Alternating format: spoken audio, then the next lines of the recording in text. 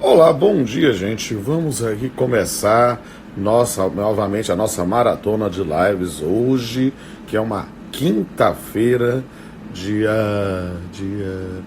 7 de maio, né? E a gente vai ter essa oportunidade de bater um papo agora, né, com uma grande figura, um grande advogado, um grande professor, meu confrade na Academia Brasileira de Direito do Trabalho, né, o professor Ricardo Guimarães, que vai entrar daqui a pouquinho já, expliquei para ele como é que entra, e o que a gente vai conversar agora, o que aprendemos sobre trabalho na pandemia. E aí eu já estou colocando o comentário, fixando o comentário para saber. Ele deve entrar daqui a pouquinho. Estou esperando ele aparecer aqui. Cadê ele? Ricardo, cadê você? Eu vim aqui só para te ver, né? Enquanto o pessoal está entrando aqui. Ele, assim que entrar, deve dar um oizinho aqui e aí a gente já puxa ele para fazer ao vivo. E dizer também da minha enorme satisfação de estar fazendo mais uma live. Essa aqui é minha live número 120. Ontem eu completei 119, hoje tenho mais 3, então terminarei o dia com 122 lives, além de aulas virtuais. Ó, Ricardo está aqui, ó. Tá aqui, deu aqui um tô aqui. Eu preciso. Ricardo, você apareceu, mas não apareceu a opção de você entrar ao vivo. Talvez o seu perfil. Você está me seguindo? Entra no meu perfil. Porque quando você aparece, ainda não apareceu a opção de você entrar ao vivo. Eu cliquei aqui e não deu a opção. Ó. Vou mandar para você aqui, inclusive, pelo WhatsApp. Tô aqui, eu tô vendo que você tá aqui, mas eu preciso que você peça para participar ao vivo. Quem sabe faz ao vivo, lembre-se disso. A gente tá aqui se divertindo também nesse ponto. Ele entrou. Bom dia para todo mundo. Deixa eu ver aqui se tem como eu puxar mais. Não. Nesse ponto aqui, vamos lá. Cadê o povo? Transmitir ao vivo com. E puxar. Já tá aguardando, aí você tem que aceitar aí. Eu te puxei. E você vai entrar ao vivo para a gente poder. Oh, conseguimos! Seja bem-vindo, meu amigo. Vamos bater um papo agora nessa minha live número 120. Você está me ouvindo bem? Estou te ouvindo super bem, Rodolfo. Salve, Salvador, bom dia. Como estão as coisas por aí, meu querido amigo? Obrigado pelo convite, é uma honra estar aqui contigo. Eu sou seu fã, você sabe disso. O homem das lives, o homem que estuda direito civil, direito previdenciário, direito tributário, direito do trabalho, e não acaba por aí, né, meu querido amigo? Eu acho que conhecimento só agrega, e para mim é sempre um prazer estudar, aprender e compartilhar. Na verdade, a lógica dessa live, eu tenho repetido sempre dessa maratona de lives que eu me meti, é seguir o ensinamento de Gandhi, né? Quem não vive para servir, não serve para viver. E está servindo a comunidade justamente nessa oportunidade de bater papo com as pessoas de todos os cantos do país e do mundo, né? Eu já conversei aqui nessas lives com Portugal, com Espanha, com Timor-Leste. Então tem gente de tudo quanto é canto aqui para a gente bater papo. E aí, cara, a gente vai conversar aqui, só para explicar como é que funciona. Essa aqui é você é a sua primeira live? Não, você já fez umas anteriormente? Ou é a primeira no seu celular? Não, eu fiz muitas, mas eu fiz por outros mecanismos, não pelo Instagram direto. Ah, entendi. Beleza. Então é a sua primeira live no Instagram. Então, pois é, você vê que está sucesso. Perdendo a virgindade comigo. Olha que honra. Né? Muito bom. Não, isso é muito legal, sabe por quê? Porque tem acontecido e a gente está vivendo um período absolutamente inédito na história do país e do mundo. Então, nós estamos aprendendo a lidar com novos mecanismos de comunicação, né? E nesse ponto tem sido muito legal. Tenho falado com professores de todo o país, eu fico brincando aqui, olha, perderam a virgindade no Instagram comigo, ó. o Anderson Schreiber, que é professor da UERJ, o Francisco Rossal, lá, que é o vice-presidente da RT da Quarta, a Luciane Barzotto também, professora juíza lá, a Karina Fritz, que é a maior autoridade de direito privado alemão no Brasil, né? Entre outras pessoas. Está sendo uma oportunidade muito legal, porque a gente tem, nesse ponto, aprendido a lidar com esse mundo. E aí a gente tem batido esse papo, e eu aprendi também de uma das etiquetas da live no Instagram, que o anfitrião, ele quando começa, ele tem que ficar falando pra caramba, para que todo mundo perceba que nós já estamos ao vivo. Aí recebe aquele mensagenzinha assim. Mas eu acho que eu já falei bastante, e você já conseguiu se ajeitar aí direitinho. Então, meu amigo, vamos bater um papo. E eu dizia para todo mundo aqui também, ó, gente, olha, o Ricardo Guimarães é um talento, é um cara que se fez sozinho, tem uma história de vida linda, tem uma atuação, tem uma produção acadêmica, tem uma CLT comentada, é professor, é advogado, é membro da Academia Brasileira de Trabalho. Tive orgulho de ter como confrade. Isso para mim é um grande prazer. E aí, recebê-lo aqui, eu estou dizendo, pessoal, ó, siga ele aí no Instagram para ele entender a lógica desse novo mundo do Instagram. Ele vai ganhar um monte de seguidores, que, sem sombra de dúvida, hoje, depois dessa live. Aí o pessoal também, essa live eu vou deixar disponível aqui no meu perfil no Instagram por 24 horas, que é a regra lá do Instagram, mas façam um download e vou colocar lá no meu canal no YouTube. Aí eu lhe mando o link também para a gente poder divulgar para quem quiser. E, meu querido, o tema que você propôs para a gente bater esse papo é o que é que aprendemos sobre trabalho na pandemia. Então, agora eu lhe dou a palavra para suas primeiras considerações sobre o tema. Fique à vontade, querido. Rodolfo, muito obrigado, querido. Realmente, você é um cara muito especial, você sabe disso, o carinho que eu tenho por você. Me lembro, por ocasião da pós da academia, quando eu ingressei nesse seleto grupo de juristas aí, e tenho essa honra registrada no meu coração da sua presença. Eu lembro que você pegou um voo, chegou, assistiu, pegou o voo e voltou para Salvador. Foi muito bacana. Isso mostra Isso mostra a consideração que você tem pelas pessoas. Não é à toa que você é esse cara querido, respeitado, que eu já disse, sou fã. E uma das coisas que eu aprendi, inclusive, sobre o trabalho nessa quarentena, foi observando vocês. A disponibilidade de vocês em levar para todos as informações, independente de que fossem primeiras reflexões, porque a coisa saiu de um jeito muito rápido, né? E você, melhor do que eu, sabe que o direito precisa de amadurecimento. A gente pensa, e tem o direito, inclusive, de mudar de ideia, não é? Mas eu repito com frequência que só não muda de ideia quem não tem ideia para mudar. Agora, quem muda de ideia toda hora também é maluco. Então, na verdade, a gente precisa consolidar as ideias para que elas fiquem realmente firmes e poder explicar. Nunca cristalizando, mas sempre reforçando a sua fundamentação. Então, isso mesmo, a gente precisa estar aberto para que, num primeiro momento, a gente tenha, às vezes, tem uma primeira visão e depois a gente vai amadurecendo e aperfeiçoando. Diga aí, meu chefe. Pois é, e aí o que me chamou muito a atenção, né, sobre o trabalho essa foi uma coisa muito importante, a disponibilidade dos professores. Isso eu achei, rapaz, uma coisa genial. A segunda coisa foi a própria disponibilidade. Eu me lembro que você até foi um dos primeiros, depois foi seguido por outros tantos, a disponibilizar a vara para a inspeção de alvará, colocar todo mundo online, né? A gente sabe da dificuldade que é isso, né? Com a quantidade de processos que nós temos. Essa foi uma segunda coisa. A terceira coisa foi a luta e a discussão também dentro da própria advocacia, né? Ou seja, nós mostramos o nosso poder de adequação, mesmo num cenário horrível como é esse. Não é? Mesmo sentindo falta, por exemplo, não vejo minha mãe há 45 dias, eu estou isolado no interior. Rapaz, isso para mim Você esteve na minha posse. Sim, eu tive sua posse, vi, ó, uma fofa. Né? Então, eu acho que dentro de tudo isso, a gente consegue enxergar coisas muito positivas. Eu acho que é fazer do limão a limonada, para usar o adágio popular. Isso. Não é? E vocês que estão fazendo muitas lives, vocês que estão procurando trazer para essas pessoas algum conforto temático, jurídico e também de vida. Né? Olha, eu estou aqui, então eu estou vivo, estou discutindo. Né? E isso é uma coisa que me chama muita atenção numa sociedade. Nós tivemos que mudar da sociedade industrial para a tecnológica em 2 dias. Não.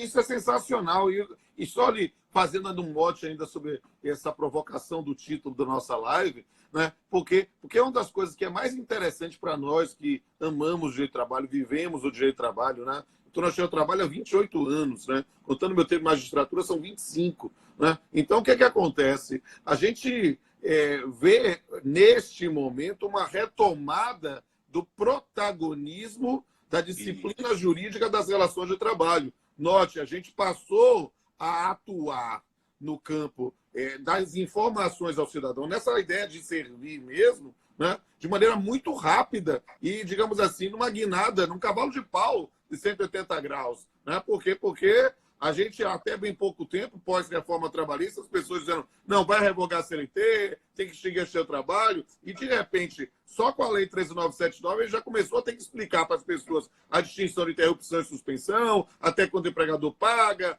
fazer a discussão das nossas reflexões sobre trabalho doméstico, sobre trabalho intermitente, sobre trabalho do aprendiz, e aí depois a pandemia de MPs, né? A MP 927, 936, 944, 945, 946. Aí a gente vai trabalhando vários outros aspectos em que o direito material trabalhista passa por uma retomada de protagonismo. E, ao mesmo tempo, também o direito processual. Né? Porque a gente vê justamente nessa iniciativa, que não é somente minha, mas de vários colegas do país, de integrar os advogados e as partes para tentar amenizar esse sofrimento, expedição de alvará, expedição de liberação de crédito, tentar fazer audiências virtuais e toda uma retomada de protagonismo. Eu fiz uma live muito legal com o Francisco Rossal de Araújo, que é vice-presidente do TRT da 4ª Região, um jurista muito, muito preparado, né? E ele falando sobre a atuação do tribunal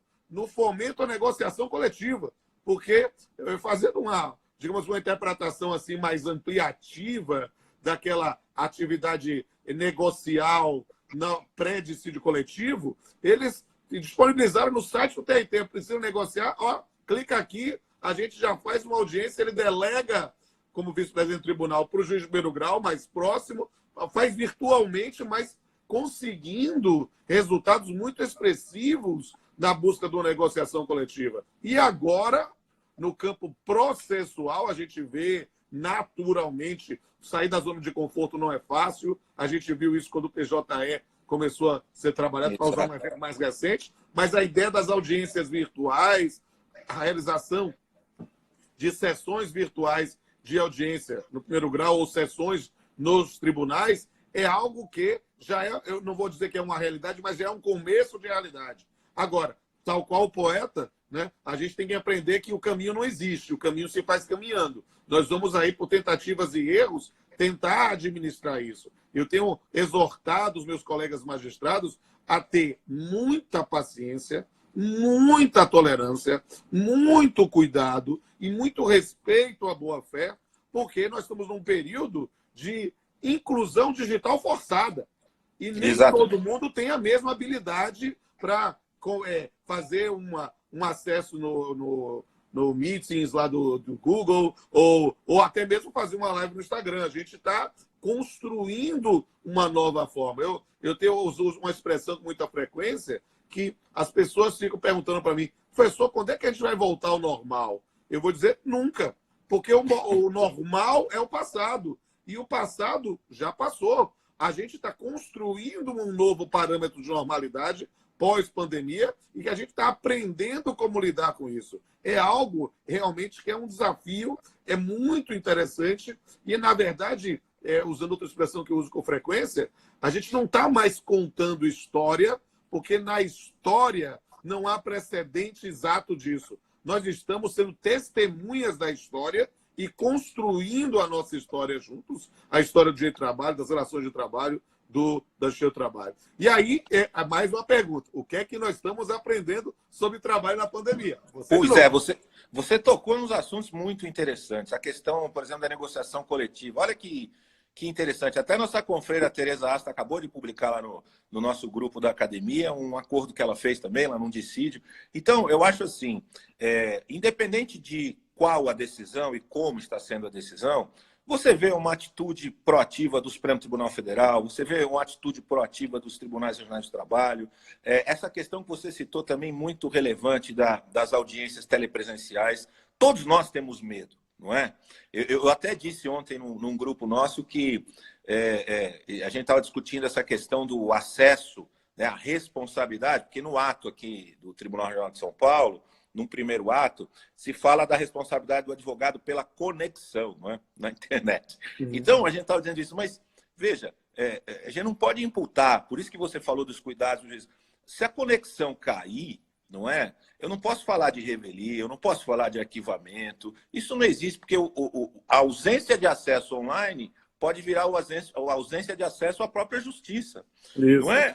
A gente tem que sentar, conversar, tentar ver, mas quando é uma novidade, né, Rodolfo? A gente morre de medo disso. Né? Verdade, claro. E perceba, e a gente tem que entender, e isso, na verdade, para nós, como pensadores do direito, isso é muito mais fácil de entender do que para nós, atuantes práticos do direito.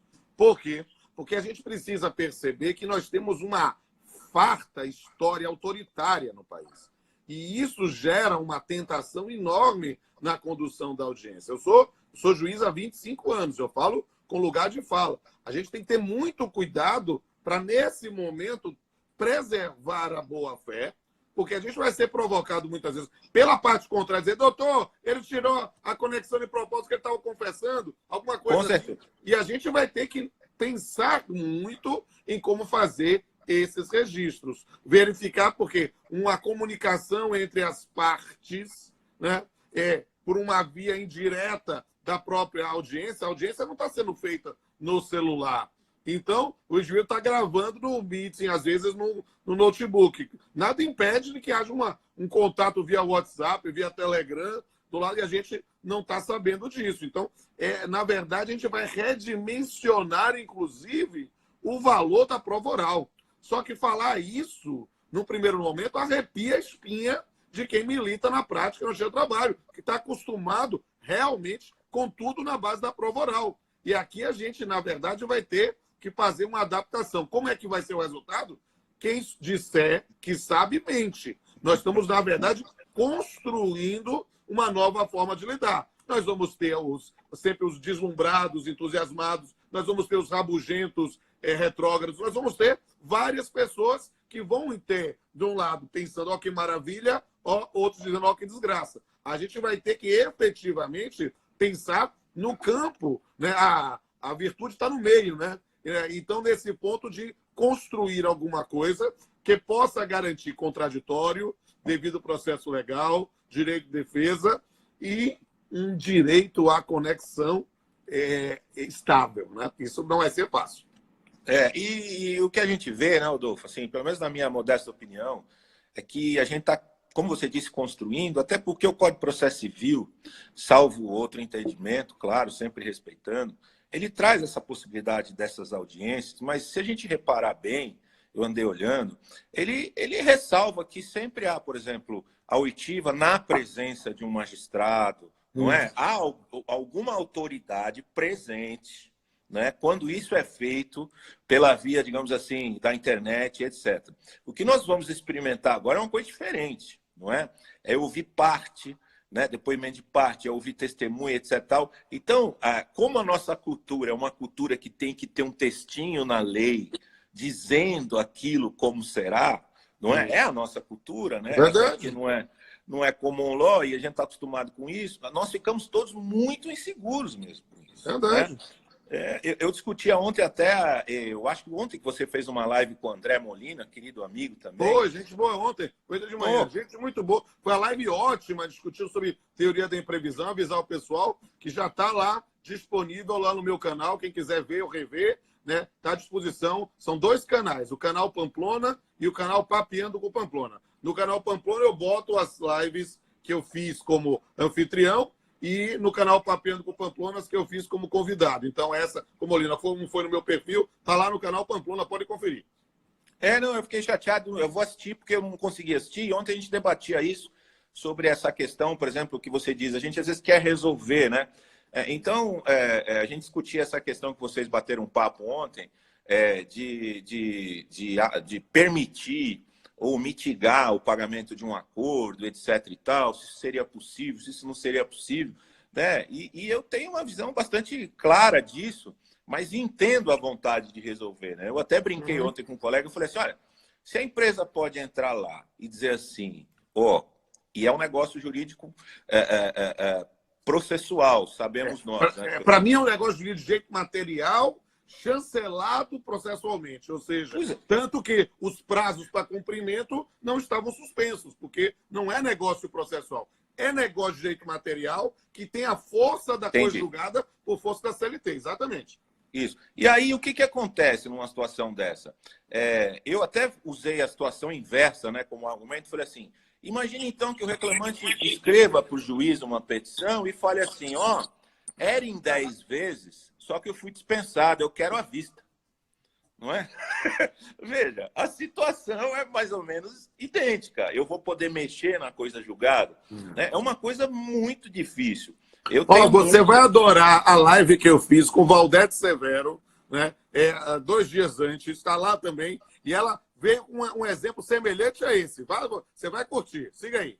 Não, porque realmente não dá. É uma coisa que, por mais que você tenha vontade, na minha opinião, não adianta. Você tem que chamar as partes e fazer uma inovação. Exatamente. Não tem outra hipótese. Por mais que a gente queira ultrapassar a lei e ser bonzinho com um ou com o outro, ou veja a situação de um ou de outro. Na verdade, isso acaba saindo. Eu vejo aí em São Paulo, colegas meus na Justiça Comum fazendo redução de locação, 10%, 20%, 30% de forma unilateral. Perceba, isso está errado. Isso não é a teoria da imprevisão. É preciso compreender efetivamente que analisar cada caso concreto para que, pela autonomia da vontade das partes, se faça uma nova ação. Ou seja, que haja uma renegociação. A teoria da imprevisão não é uma palavra mágica que vai dar poderes de He-Man ao magistrado para querer mudar o que está pactuado. Não. No máximo, o magistrado pode, claro, com base lá no 413, com base no 369, fazer algum tipo de adequação, porque diz respeito à cláusula penal,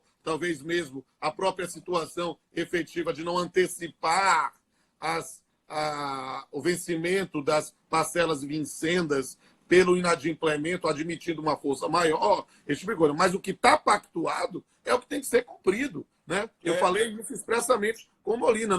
Não admito esse ponto. Por quê? Porque nesse aspecto é preciso levar em consideração a lógica da teoria da imprevisão, que é justamente calcada numa equação econômica do contrato. E modificações supervenientes fazem parte do risco de quem celebra um negócio jurídico, seja autor, seja réu, qualquer um dos convenientes. Agora, situações excepcionais trazem, na verdade, um grande mote, um grande momento para uma discussão, mas, a priori, é cumprir o que está pactuado.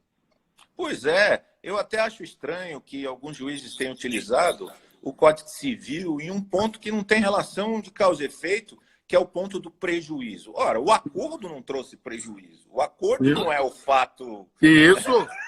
Exatamente. É que, na verdade, às vezes eles esquecem qual é a natureza jurídica da cláusula penal. A cláusula penal, sim, é uma pré-tarifação de perdas e danos. Em relação à cláusula penal, dá para aplicar o 393. Mas perceba, olha como um texto sem contexto vira pretexto. Como a gente precisa entender. O fato de eu admitir a aplicação do 393 para uma cláusula penal, por exemplo, até reduzir para o 413, ou mesmo, nesse ponto, relevá-la, com base no 393, não quer dizer que está automaticamente feito. É preciso contraditório, é preciso demonstrar que efetivamente aquela empresa teve uma situação tal que decorre única e exclusivamente da pandemia. E perceba, é óbvio, eu não vou poder aplicar isso para instituição financeira, para mercados, para farmácias, para empresas delivery, porque essas, na verdade, tiveram até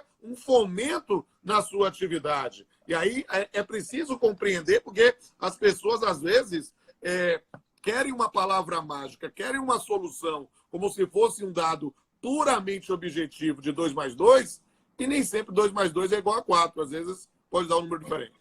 Ainda se utilizam os artigos da ação revisional para poder mexer na coisa julgar. Às vezes, isso aqui, eu até, digamos assim, até entendo, embora não concorde de jeito nenhum. As pessoas estão querendo pensar em demandas com postulações continuativas como se fosse nação de alimentos, que tem uma coisa julgada que admite revisional. Não é o caso. O cara pode pensar até analogicamente, mas aplicar diretamente, não. Aí é porque não achou o preceito igualzinho, aí está pensando em construir nisso. É, sem sombra de dúvida, um grande desafio mesmo. Porque a gente precisa, e note, claro, eu vou sair um pouquinho do nosso lugar de fala, que é o direito do trabalho. Né? Claro. Mas falando um pouco das relações privadas como um todo, você sabe que eu sou professor de direito civil, né? A gente tem acompanhado muito o projeto de lei 1179, apresentado pelo senador Antônio Augusto Anastasia, já foi aprovado no Senado, está na Câmara, e que voltou a andar a passos largos, então é possível que se torne lei ainda nesse mês. O que é que pode acontecer? Na verdade, não é uma norma. As pessoas às vezes caem de pau na norma, mas não vê que esse mesmo tipo de preceito está acontecendo em vários países do mundo. Na Alemanha tem moratória até 2022 para determinadas relações contratuais. Mas as pessoas precisam entender o seguinte: moratória não é calote.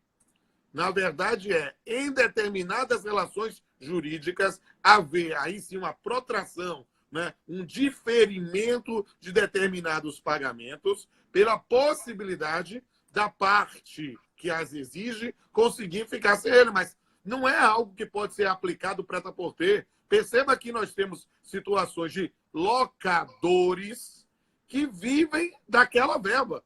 O indivíduo só tem aquela casa que está alugado, aquele imóvel comercial que está alugado, né? E retira dali a subsistência de sua família. Então, perceba como isso não pode ser aplicado sem um conhecimento da situação fática das partes. Mutatis mutandis, por ser por direito do trabalho, é a situação. O negócio jurídico vai estar ali, nesse ponto, verificando a equação, e a gente vai torcer para que as partes façam a inovação. A atuação do magistrado deve ser contida. Por quê? Porque enquanto não tem parâmetro legal, o juiz ficar reduzindo valor de acordo ou reduzindo valor de aluguel sem um estudo econômico que possa dizer que mudou a equação econômica, é puro chute, amigo. É puro chute. É puro exercício de um voluntarismo que acaba desservindo o Estado Democrático de Direito. Por quê? Porque aí quem tiver um advogado que ajuize a ação e, nesse ponto, possa cair, dar a sorte de cair naquele magistrado, está feito. Quem não tem, se estrepa. Não é assim que se constrói a sociedade. Pois é, e isso acaba, digamos assim, estragando até a própria imagem da justiça, né? Porque você sabe que existe uma pecha grande com relação à justiça do trabalho que nós amamos, nós dois. E a gente tem que procurar ser o mais cuidadosos possíveis para a gente recuperar essa imagem de algumas pessoas, eu acho, não é? E quando a gente começa a pôr a nossa vontade no papel, não é? Não que a gente tenha que pôr vontade de lei, que isso é coisa antiga, né? A gente tem que fazer a interpretação conforme e outras coisas de hoje, que a hermenêutica nos ensina, mas quando a gente começa a colocar a vontade e criar circunstâncias e desenhos, recortes, né? Interpretando lá o direito em tiras, como diria o Eros, a gente começa a perder, digamos assim, o respeito de quem olha para a nossa justiça, que nós dois amamos demais, a justiça do trabalho, direito do trabalho, vivemos isso. Exato. Né? E um outro ponto que eu queria falar para você, se você me permitir, a gente falou de negociação e eu queria saber de você como é que você viu, Rodolfo, a atuação dos sindicatos assim que explodiu a conversa, né? Porque eu vivi algumas dificuldades e comecei a ligar, já que o papo é o que a gente aprendeu nesse momento, né? Eu aprendi assim. Eu vi que todo o nosso sistema realmente sindical é muito ruim, construído juridicamente, na forma construída juridicamente. Eu vi que, pelo tamanho do Brasil, a gente não conseguiria realmente atender em tempo e modo a todos, como até hoje, ainda que com os acordos individuais não conseguimos, não é? E também vi, em alguma medida, infelizmente, alguns sindicatos querendo negociar pagamentos para poder assinar algum tipo de acordo, que eu fiquei muito triste. E, de outro lado, outros sindicatos até procurando as empresas, mostrando a efetiva representatividade, né? Aquela vontade de representar os empregados e fazendo acordos muito interessantes. Então, quando eu vi tudo isso, e aí, gostando ou não da medida provisória, para mim o importante é que ela foi feita, bem ou mal, podia ser mais intensa, como na Argentina ou na Itália, mas foi bem feita, não é? Ou, aliás, foi feita, né? E com um tripé interessante, que é Estado colaborando, empregado colaborando e empregador colaborando, né? Abrindo linha de crédito, depois com a 944, enfim, essa conversa toda. Eu fiquei muito contente com a visão e a imposição dessas regras, e inclusive com a decisão do Supremo, sabe? Eu entendi o que o ministro Lewandowski tentou fazer, honestamente. Eu acho que ele tentou uma decisão salomônica, sabe? Mantendo o sindicato, ainda que diferido, não é? Mas dando validade para aqueles acordos. Eu até entendi. Mas ali eu acho que realmente o resto do Supremo, independente da discussão ideológica ou de perenização dessa visão, e digo desde já que acho o sindicato fundamental, que é o verdadeiro representante, é o ator social que tem que estar ali, mas em outro contexto e formato jurídico, não com essas amarras que nós temos, que você conhece melhor do que eu, não é? Eu acho que a decisão da 6363 foi na minha opinião, ideal para o momento. Né? Eu acho que houve até uma harmonização ali, um princípio da proporcionalidade, etc. e tal, mas eu queria ver o que você sentiu, o que você conversou nessas lives, o que você aprendeu, você acha disso aí tudo? Olha, eu vou dizer o seguinte, eu tenho contigo aí nesse ponto, não é um voto divergente, é um voto convergente, mas talvez com alguma fundamentação diferenciada. O que é que eu digo? A gente está vivendo um período, há anos, vivendo um período muito complicado da história do Brasil. Nós temos visto em todos os pontos possíveis das manifestações ideológicas, um exaltar de discurso de ódio da esquerda, da direita, e isso faz com que as pessoas emburreçam, porque elas, na verdade, acabam, nesse ponto, querendo identificar se o indivíduo é mortadela ou coxinha, quando, na verdade, o que nós queremos é não ser pamonha. A gente não quer simplesmente aderir, a gente quer explicar e analisar. E isso me dá liberdade para falar o que eu vou dizer agora. Eu concordo plenamente com a forma. Claro, pode ser que demorou, pode ser que poderia ser melhor, poderia ser meio diferenciado, mas concordo plenamente com a linha da condução nesse aspecto da parte trabalhista pelo governo. Por quê? Porque nós não tivemos, e olha só, não houve até esse momento nenhum ato do governo estimulando extinção de postos de trabalho. Ao contrário, toda a linha foi no sentido de preservação de emprego e renda. E isso, meu amigo, eu não sou nem mortadela, nem coxinha, isso tem meu aplauso. E qual é a lógica que eu digo que a gente tem que explicar? A MP 927, ela veio com as suas imperfeições, todos os dados, não tem problema, mas a MP 927 veio na linha daquilo que poderia ser estabelecido de forma unilateral, sem violar o artigo 468 da CLT, ou as regras específicas. Uma flexibilização das regras específicas, por exemplo, do teletrabalho, do banco de horas, da antecipação de férias individuais ou coletivas, apenas buscando alguma coisa para preservar emprego e renda. Não tem mudança de salário, de remuneração ali. E ela deve ser sempre o primeiro momento, a primeira linha a ser adotada, numa ideia até de alteridade e solidariedade. Não deu, claro que ela tinha um malfadado artigo 18, que foi revogado em menos de 24 horas, né, pela MP 928, mas a MP 936 veio, aí eu novamente concordo com você, né, na ideia de vamos repartir o prejuízo. Todo mundo vai perder. Todo mundo vai perder. Mas então vamos tentar amenizar isso com a participação do governo no benefício emergencial. Né? Nós já tínhamos tido lá o Corona Voucher, né? O auxílio emergencial para quem não tinha vínculo empregatício. Vamos pensar agora no apoio do governo em relação a quem tem o seu salário diminuído ou reduzido, né? ou sem salário, na supressão. preservando, inclusive, a ideia da negociação coletiva para aquela, vou chamar assim, faixa de Gaza, acima de 3 mil e pouco e menos lá do hipersuficiente. Mas tentando ver para a maior parte da população brasileira que está naquela faixa ali autorizada do acordo individual, essa linha. Eu tenho que dizer que eu não vi inconstitucionalidade e defendi a constitucionalidade e disse e profetizei que o Supremo Tribunal ia reconhecer a constitucionalidade. Isso está gravado em todas as lives que eu falei, mas eu tentava sair um pouco pela tangente, né? Na construção de que havia, na verdade, uma flexibilização da conversão da jornada a tempo integral para tempo parcial, porque, no final das contas, era uma redução de salário com redução proporcional da jornada, que seria, inclusive, muito mais coerente dentro da linha do que o governo vinha fazendo. Para mim, fez isso. Não foi a tese predominante, isso foi, inclusive, objeto de manifestação do Lewandowski nos embargos de declaração. Mas perceba, meu amigo, que a ideia da MP 936 não é exclusão do sindicato. É simplesmente agilização para uma determinada situação de momento. Mas se o sindicato de verdade, sindicato atuante, sindicato que não está para simplesmente chancelar, referendar, dizer amém para o empregador, mas também pensar no seu representado, se antecipa, vamos verificar se há uma situação que a gente possa amenizar aqui, reduz aqui, mas dá um outro ganho, dá uma estabilidade, dá alguma situação nisso, isso você mesmo deu testemunho.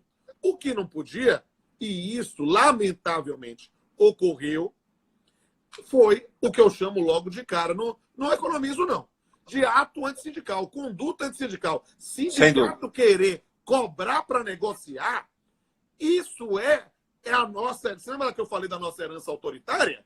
Essa é a nossa herança corrupta. Ou seja, eu só posso admitir alguma coisa se eu receber algum. Né? Tem que levar vantagem em tudo, lei de Gerson. Isso é um absurdo. Um absurdo. As pessoas falavam sobre isso, eu dizia... e o que é que acontece? Perceba que muitos empresários acostumados com isso diziam eu não estou nem problema em pagar, porque estou cobrando muito caro. Perceba, não é para cobrar nada. Para mim, isso é conduta antissindical, tem que ser denunciado ao Ministério Público do Trabalho, e nesse ponto, talvez, ir a extremos, pensando até mesmo na cassação do sindicato, a depender do registro do sindicato numa determinada situação. É algo que é lamentável. Mas perceba que, ao falar isso, e eu preciso ter muito cuidado quando falo, justamente por causa dessa dicotomia política do país. Não estou falando mal do sindicato, não. A importância do sindicato é fundamental. Eu lamento profundamente, e digo isso, eu não tenho problema com a conclusão do Supremo Tribunal Federal na DI 6363. Mas eu tenho algum engasgo na garganta quando eu vejo a fundamentação calcada, muitas vezes, na desestruturação do modelo sindical brasileiro. Não do modelo, da prática. Né? O modelo sindical precisa ser aperfeiçoado. Mas dizer, desde já que o sindicato está cobrando fazer isso, é querer tomar a ilicitude como regra. E isso, na verdade, a gente precisa entender que a MP 936 não excluiu o sindicato. Tanto que continua lá aquela cientificação do prazo de 10 dias. E aí, o que é que eu digo? Eu tenho debatido sobre isso, eu estou batendo pé nesse ponto. Qual a natureza jurídica dessa cientificação? Porque sindicato não é arquivo. Sindicato não é cartório. Sindicato não está lá para ficar anotando quantos acordos fez. Na verdade, o sindicato está ali para atuar. Ou seja, para fiscalizar, inclusive, se esse acordo feito está sendo cumprido. Porque você não tenha dúvida, meu amigo, que enquanto mais nós estamos falando já em lockdown, né? Nós não temos dúvida que situações que estão negociadas podem piorar. E o indivíduo querer, nesse período de redução, despedir ou reduzir mais ainda, ou fazer um dado, e precisa entender, dentro dessa linha, que o sindicato é importantíssimo para fiscalizar justamente pela situação de vulnerabilidade. Eu costumo dizer o seguinte, se o empregador, além de não comunicar a Caixa Econômica, né, não comunica ao sindicato prazo de 10 dias, é conduta antissindical do empregador. Reparável, inclusive. E pode gerar, inclusive, uma situação de inversão de ônus da prova, porque boa-fé se presume e vício de consentimento se prova. Mas perceba, numa situação de algum empregado dizer, olha, eu fui coagido, porque, meu amigo, e você sabe, você deve ter recebido muito mais, porque você é advogado. Eu sou juiz, eu não posso responder consulta. Mas, conversando em abstrato com as pessoas dizem, professor, o patrão disse que é para eu fazer a redução, mandou eu assinar. Eu posso recusar? Eu digo, meu filho, eu vou responder como professor. Claro que você pode recusar. Você não é obrigado, não é ato unilateral, é acordo. Agora, o que eu posso dizer é que não tem como lhe garantir seu posto de trabalho. Então, perceba, situações como essa você deve estar vivendo aí. E é algo que a gente precisa explicar para o cidadão. O sindicato atua justamente fiscalizando para verificar noções de vícios de consentimento que vão estourar no seu trabalho daqui, quando a situação voltar, talvez até já nessa fase pandêmica aí com audiências virtuais, né? E, nesse ponto, eu até faço uma provocação. Eu fiz umas lives com a nossa confreira Vólia Bonfim, não sei qual é o seu entendimento sobre isso, se você refletiu sobre isso, mas o que é cientificar o sindicato? Cientificar é simplesmente informar que teve um acordo ou o empregador é obrigado a mostrar o conteúdo do acordo? Essa é uma questão interessantíssima para verificar o alcance dessa fiscalização. Não sei se você pensou sobre isso. Dou a palavra para você, que nós já estamos há 40 minutos. A gente tem que caminhar para o final, mas para dizer que está um papo ótimo. Não, vou te dizer o seguinte. Ou se pensei. E eu acho que ninguém é cientificado do nada. Né? A gente tem que ser cientificado de alguma coisa. E o de alguma coisa é o documento escrito. Né? E digo mais, como eu penso. Eu penso, não obstante o Supremo tenha dito que é constitucional e que é um acordo, não obstante a medida provisória, eu ainda penso que, em razão da assimetria da relação, não obstante seja um acordo, se o sindicato entrar com uma ação dizendo que houve isso, isso, isso e aquilo, eu acho que é um acordo por aderência. Então, talvez, o ônus da prova, na teoria dinâmica, etc., nós possamos até pensar de uma forma diferente, né? Presumindo a boa-fé das partes, mas a partir do momento que você está com o documento e vê aquela situação, não é? Você, juiz, vê aquela situação, você pode, dentro do ônus da prova dinâmica, teoria do ônus da prova dinâmica, do dinamismo do ônus da prova, você pode efetivamente até dizer ao empregador, me mostre que você precisaria fazer isso. Não é? Eu acho que... Posso reforçar a sua argumentação com a minha base claro. do direito civil? Use claro. O Código Civil de 2002, que tem um dispositivo que não havia no Código Civil de 16 e as pessoas esquecem. No Código Civil de 2002, estou dando de graça esse conselho. Vou aceitar no máximo, quando eu for em São Paulo, a gente tomar um vinho. Pronto. Fechou. O Código Civil de 2002 expressamente elenca os motivos determinantes como hipótese de nulidade do negócio jurídico. Ou seja, a causa do negócio jurídico é elemento que pode levar à sua nulidade. Então, imagine, você como advogado recebe uma determinada situação de um banco, um mercado, uma farmácia, uma empresa de delivery dizendo tivemos que, em função da pandemia, fazer esse acordo. O empregado diz, olha, doutor, ou eu fazia isso ou perdi o emprego. Né? Aí você diz, se é numa situação de um bar que está fechado, alguma coisa assim, você olha, bem, eu entendo, faz um fato da vida. Mas nessa situação em que a empresa está prosperando também, me prove, sim, que houve necessidade, sob pena de nulidade do negócio jurídico. Não é? A ideia, eu penso assim, porque eu acho que essa informação, essa notícia de que fez o acordo, não é um bilhete, né?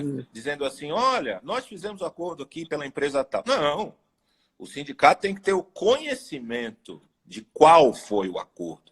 Não é? Eu acho que esse é o objetivo do texto legislativo. Não dá para você pensar diferente. Perfeito. Senão eu vou dizer, ô Rodolfo, aí se der eu apareço. Não, eu vou aparecer tal dia, tal hora, e nós vamos tomar aquele vinho. Vou fazer um abraço especial aqui para o meu colega Antônio Humberto Júnior, do TRT da 10. Vou fazer uma live com ele amanhã. Está aqui participando, dando um tchauzinho. Um abraço aí. Mas siga aí. Salve, salve, Antônio Humberto, meu querido amigo. Boa live para vocês amanhã. Esse é gente boa demais. É gente muito boa, ó. E convidar você e ele, e todo mundo que está assistindo, que hoje, 14 horas, vou fazer uma live também com um confrade, que é o Zé Afonso da Alegrave Neto. Acho que vai ser muito legal hoje, tá? Muito gente boa. E vai ser sobre contratos na parte que é que o direito civil pode ajudar a atuação do advogado. Acho que vai ser uma coisa bem legal. Poxa, que legal, isso é bom demais. E aí, ô Pamplona, para a gente caminhando aí para o final, para não atrapalhar a sua vida também, eu percebi que a pandemia nos trouxe o pensar do seguinte: você disse que a Justiça do Trabalho acabou tendo um maior destaque agora, isso eu achei fundamental na sua fala, e eu vi assim também, e vi assim também por uma razão clara: o distanciamento entre os humanos que está acontecendo agora, nos mostrou a necessidade do humano, né? E a relação de trabalho e de emprego só funciona com o humano. Não tem outro jeito, não é? Então, no momento em que... Aí vou usar o Yuval Noah, que fala, o filósofo lá de Jerusalém, que fala uma coisa muito interessante. Ele vê dois tipos de pobreza: a pobreza social e a pobreza biológica, não é? Ele fala que a pobreza social é a igualdade de oportunidades, não é? E talvez isso que a gente precise mais nesse nosso país.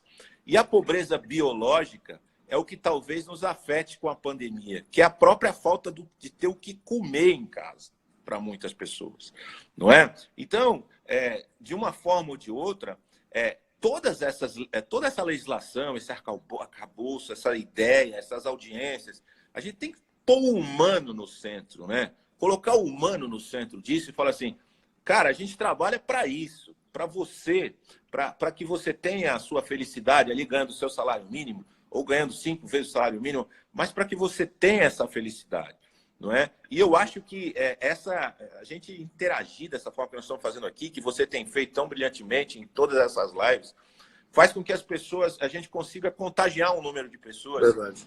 Com relação à humanização, sabe, Rodolfo? Porque eu acho que falta muito isso. Enquanto a gente está aqui falando, tem gente armando aqui e ali para ser o futuro presidente, para ser o futuro governador, para ser o futuro isso, o futuro aquilo. E no presente, nós estamos com um monte de gente morrendo, não é? Um monte de gente sem trabalho, um monte de gente longe da família. Eu vi um caso agora do moço que perdeu o irmão e agora perdeu o pai em 2 meses pelo Covid. Pô, cara, o que é isso, né? O nosso direito é tão bonito, a gente pode ajudar essas pessoas. Verdade. A gente vê estados querendo essa liberdade que foi dada para se comprar as coisas. Eu soube de um estado agora, e falo aqui porque é verdade mesmo, que teve autorização para comprar os respiradores, né, e pagou 100 mil em cada um, só que, na verdade, ele comprou aquele CPAP, sabe, que custa R$2.000. Então, até onde vai, né, essa maldade do humano com o humano? Eu costumo dizer que não há limites para a criatividade humana quando quer fraudar direitos. Mas eu acho que o direito verdadeiramente irrenunciável, inalienável, é o direito de ter esperança, meu amigo. Eu acho que a gente está aqui nesse papo entre amigos, entre confrades, prestando um serviço à sociedade, contribuindo da forma que a gente pode fazer para esclarecer as pessoas sobre as suas dúvidas e refletir sobre essa situação. É aquela historinha do beija-flor, né? A floresta está pegando fogo, os animais estão todos fugindo e, de repente, o beija-flor pega água e joga no meio do fogo. O leão olha para ele e diz: beija-flor, que coisa ridícula, você pode ajudar em alguma coisa aí? Você não pode fazer nada, você é pequeno. E ele diz: eu estou fazendo a minha parte. Eu acho que a gente pode ter a consciência do beija-flor para fazer a nossa parte e tentar mudar um pouco essa realidade. Porque é verdade, é muito dura. Eu estou absolutamente de acordo, a realidade é dura, e eu acho que o Poder Judiciário, a advocacia e os sindicatos têm uma função, e o Ministério Público, evidentemente, uma função muito relevante nesse momento, né? De estabilizar a renda, estabilizar emprego, de olhar, como você disse, pelo princípio da causalidade, cada situação de forma diferente, não é? Também acho horrível as pessoas que falam, não, o TST já decidiu assim, isso, o Supremo já decidiu. Ninguém nunca decidiu isso, o quadro fático é absolutamente outro. Bora parar com isso, entendeu? Eu posso ter uma pista ali, mas quando que a gente vive uma situação dessa para dizer que o Supremo ou o TST já pensa assim, um assado? Sabe, uma situação emergencial, com gente passando fome. A gente fez em 2017 40 e poucos mil acordos só, negociações coletivas, e agora nós estamos aí com 5 milhões. Pô, a gente dizer que a lei, ou que a medida provisória, melhor dizendo, não resolveu alguma coisa? Não, resolveu sim. E nós temos 19 milhões de empresas. Exatamente. Não é?